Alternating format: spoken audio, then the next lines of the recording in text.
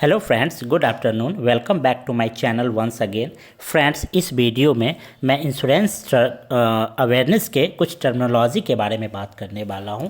पहला टर्मिनोलॉजी है एन्युइटी।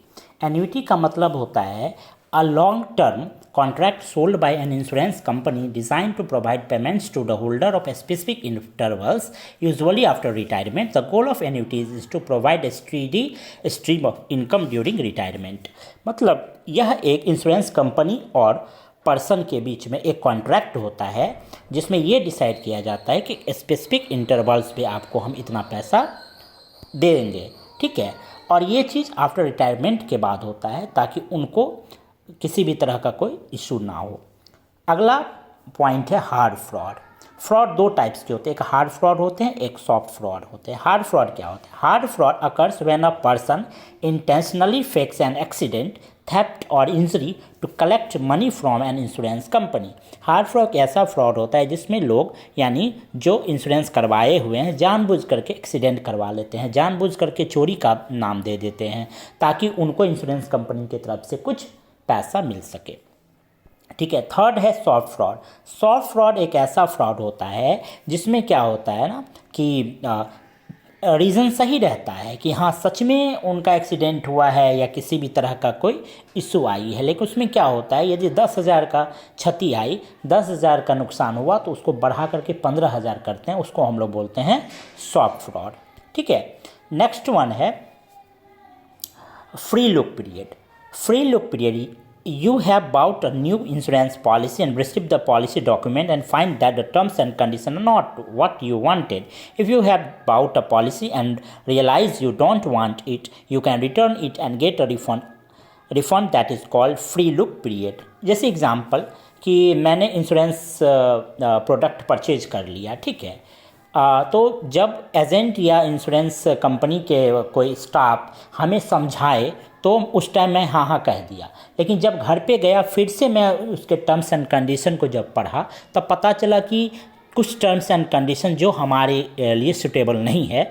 तो फिर से 15 दिनों तक मैं सोच विचार करके इंश्योरेंस कंपनी के पास जा सकते हैं कि हाँ हमें ये प्रोडक्ट चाहिए या ना चाहिए। उस पीरियड को हम लोग बोलते हैं free look period.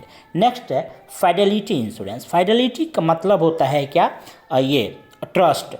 A fidelity insurance policy covers a losses sustained by the employee as a result of an act of forgery, fraud or dishonesty from an employee. The loss can be money or goods or duration of policy, ठीक है। Next है floating policy. A type of insurance in which the value of goods being insured cannot be calculated exactly. यानी floating इस policy में क्या होता है ना कि जो भी इंश्योरेंस का प्रोडक्ट है उसको सही ढंग से कैलकुलेट नहीं किया गया है, ठीक है। एग्जैक्टली मतलब जितना उसका प्रोडक्ट का कीमत होना चाहिए उतना एग्जैक्ट नहीं है।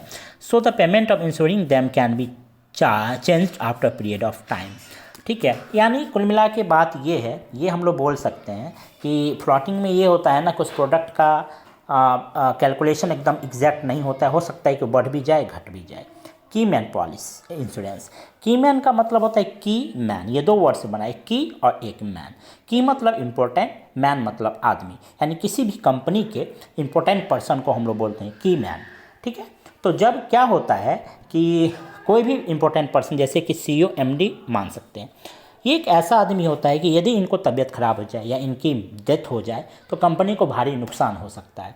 इसलिए क्या होता है कि इनका इंश्योरेंस कर दिया जाता है ताकि यदि इनकी डेथ होती है तो कंपनी को ज़्यादा नुकसान ना पहुँचे, ठीक है। Next one rider.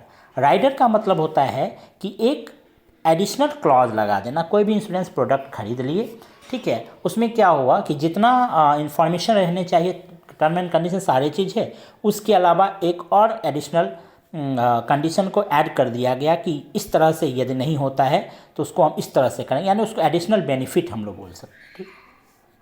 Wasting as किसको बोलते हैं? The age at which you start getting pension in an insurance compensation plan is known as vesting age. मान लीजिए कि हम लोग क्या किए, किसी भी तरह का कोई प्लान ले लिए LIC से, और जब कभी उस प्लान का हमें रिवार्ड मिलना शुरू होगा जिस टाइम से, उसी को हम बोलते हैं वेस्टिंग एज, जिस एज पे, ठीक है। Under writing Underwriting insurance, underwriters evaluate the risk and exposure of potential clients. They decide how much cover of the client should receive, how much should insure them, they accept or not. Underwriting involves measuring risk exposure and determining the premium that needs to be charged to insure that risk. मतलब इसमें ये देखा जाता है, यानी underwriter मतलब जो ये करता है, एवेल्यूट करता है रिस्क एंड एक्सपोजर को, अंडरराइटर हो गया। और इस प्रोसेस को हम लोग अंडरराइटिंग बोलेंगे। क्या होता है, ये देखता है कि कोई भी ये सामने वाला बंदा मेरे पास आया तो उसको प्रोडक्ट अपना दें या ना दें, इसका रिस्क कितना हो सकता है, प्रीमियम कितना हो सकता है, सारा को डिसाइड करते हैं, उसको हम लोग अंडरराइटर बोलते हैं। प्रोसेस को अंडरराइटिंग। ट्रीटी इंश्योरेंस क्या होता है? The primary insure and one or more resources agree that all cover meeting certain criteria will be ceded by the primary to the reinsurer. The process is automatic and the reinsurer entrusts the primary with underwriting responses set and forth. Treaty insurance का मतलब होता है कि एक ऐसा insurance जिसमें क्या होता है कि जितने भी कवरेज उसको मिलना चाहिए सारे क्राइटेरिया को फुलफिल कर दे रहा है, उसी को हम लोग बोलते हैं ट्रीटी इंश्योरेंस। ठीक है। Next, facultative insurance. फैकल्टेटिव का मतलब होता है coverage are handled on a case-by-case basis. This approach is used when the primary insurer has undertaken an usually large risk which a potential for very high claims and are for which the probability of claims cannot readily be established, but where possible claims are reasonably believed to be substantial. मतलब क्या कि जब product ख़रीदा जा रहा था तब उस किसी व्यक्ति ने कहा कि ठीक है हम हाई क्लेम्स को भी कर सकते हैं रिकवर, और जितने भी क्लेम्स का प्रोबेबिलिटी होगा उस सबको हम देख लेंगे। लेकिन बाद में जब वही कहता है कि नहीं मैं इस क्लेम्स को या इस सारी कंडीशन को फुलफिल नहीं कर पाऊंगा, उसको हम लोग बोलते हैं फैकल्टेटिव इंश्योरेंस। अम्ब्रेला इंश्योरेंस क्या होता है? It is known as extra liability insurance. Umbrella insurance has been specially formulated to protect the policy holder from any lawsuits and major claims. This helps the policyholder from any safeguarding not only in future but also his assets. Umbrella insurance का मतलब होता है कि इसमें assets, liabilities and any lawsuit जितने भी होते हैं सारे क्लेम्स को इसमें शामिल किया है, उसको बोलते हैं अम्ब्रेला इंश्योरेंस। बोनस क्या होता है?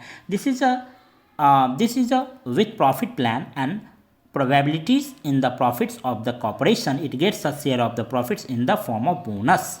यानी जब कभी आप अच्छा काम करेंगे तो आपको सैलरीज अलाउंस के अलावा जो चीज़ दिया है उसको हम लोग बोलेंगे बोनस। डेफर्ड एन्युटी क्या होता है? डेफर्ड का मतलब होता है कि बाद में, helps people save for the future and the annuity start after a certain date. यानी डेफर्ड, जैसे मान लो कि अटल पेंशन योजना है, ठीक है, इसका एज 18 से 40 साल होता है, और इसमें क्या कहा जाता है कि आप जब 60 साल के हो जाएंगे तो आपको पेंशन देना हम शुरू कर देंगे। तो 18 से 40 साल तक तो लोग एलिजिबल होते हैं, लेकिन 40 साल से लेकर के 60 साल की एज तक यानी 20 साल का जो गैप है उसी को हम लोग बोलते हैं डेफर्ड एन्युटी। ठीक है। Insured, an insured is a person who is the buyer of the insurance policy and insured pays premium. Insured का मतलब क्या? जैसे कि हम लोग हुए इंश्योरेंस कंपनी से यदि कुछ प्रोडक्ट खरीदेंगे उसके बदले में हम लोग यदि प्रीमियम देंगे तो उसको हम लोग क्या हो गए? इंश्योर्ड पर्सन हो गए। ठीक है। इंश्योरर यानी इंश्योरेंस कंपनी हो गया इंश्योरेंस इंश्योरर। ठीक है। इंश्योरेंस कंपनी क्या हो जाएंगे? इंश्योरर। नेक्स्ट वन है fiduciary. Fiduciary is a someone who has to put their client interest ahead of their own interest. Fiduciary का मतलब होता है कि एक एजेंट को भेजा गया, ठीक है, कस्टमर के पास, तो क्या करेगा ना कि अपना जो इंटरेस्ट है, अपना इंटरेस्ट उसको अपना जो इंटरेस्ट है ना उसका कस्टमर के इंटरेस्ट से उसको नीचे रखेगा, यानी कस्टमर का जो इंटरेस्ट है उसको ये हमेशा ऊपर रखेगा। Group insurance, it is defined as a group of people or a society or employee of an organization. Group insurance may offer life cover, health cover and other types of personal insurance. यानी हर type के जब insurance provide करेगा एक ही company उसको हम लोग बोलते हैं ग्रुप इंश्योरेंस। फ्रेंचाइज इंश्योरेंस क्या होता है? Form of insurance in which individual policies are issued to employee of a common employer to members of an association under. मतलब क्या कि एक ही कंपनी अपने कस्टमर्स को यदि इंश्योरेंस प्रोवाइड करते हैं उसको हम लोग बोलते हैं फ्रेंचाइज इंश्योरेंस। नहीं होता है कि एक कोई कंपनी है उसका फ्रेंचाइज कोई दूसरा लेकर के चलाता है, उसी टाइप से। ग्रेच्युइटी का मतलब होता है कि मान लीजिए कि आप किसी कंपनी या बैंक में काम कर रहे हैं, ठीक है, तो जब आप 2-3 साल 4 साल 5 साल रह जाएंगे तो उसके बदले में आपको क्या होगा कि कंपनी या बैंक आपको ग्रेच्युइटी के रूप में कुछ मनी देंगे कुछ पीरियड ऑफ टाइम के बाद। इसको हम लोग बोलते हैं ग्रेच्युइटी, यूजुअली रिटायरमेंट के बाद होता है। अगला है principle of contribution. Principle of contribution का मतलब होता है कि मान लीजिए कि एक इंश्योर्ड पर्सन बजाज से भी ले लिया, HDFC एर्गो से भी ले लिया, दोनों से क्या किया ना कि इंश्योरेंस प्रोडक्ट खरीद लिया। मान लीजिए 50,000 का खरीदा, ठीक है, दोनों 50-50 हज़ार दोनों से खरीदा। जब नुकसान हो गया सेम चीज़ के लिए दो कंपनी से इंश्योरेंस करवा लिया, ठीक है, तो मान लीजिए कि नुकसान यदि उसका 25,000 रुपया हुआ है तो 12,500 बजाज भी देगा, 12,500 रुपया HDFC एर्गो भी देगा। उसी को हम लोग बोलते हैं principle of contribution. Principle of migration of loss मतलब क्या होता है, migration in law in the principle that a party who has suffered loss has to take reasonable option to maximise the amount is to be loss suffered. यानी इसमें ये कहा गया है कि यदि आपका किसी भी चीज़ का नुकसान हुआ है, ठीक है, तो आप उस नुकसान में मैक्सिमम टू मैक्सिमम आप इंश्योरेंस कवर ले सकते हैं, ठीक है। तो फ्रेंड्स ये था कुछ इंश्योरेंस टर्म्स, ये पहली क्लास थी। यदि आप लोग को सही लगा होगा तो चैनल को लाइक एंड सब्सक्राइब कर दीजिए, ठीक है। Thank you and all the best.